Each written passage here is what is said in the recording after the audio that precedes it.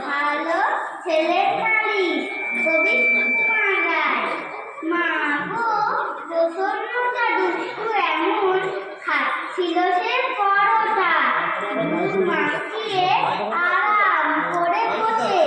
আমায় দেখে একটা দিল, নয়তো তাও বড়টা, দুইখানা সে আপনি খেলো বসে।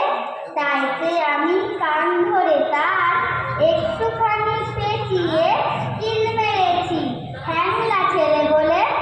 অমনি কিনা মিথ্যা করে সারের মতো চেঁচিয়ে গেল সে তার মায়ের কাছে চলে।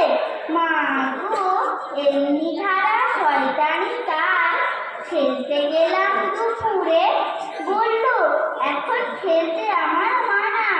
ঘণ্টাখানেক পরেই দেখি দিব্যি ছাদের ওপরে ওড়াচ্ছে তার সবুজ ঘুড়িখানা। তাইতে আমি দৌড়ে গিয়ে ঢিল মেরে আর খুঁচিয়ে ঘুড়ির পেটে দিলাম গড়ে ফুটো।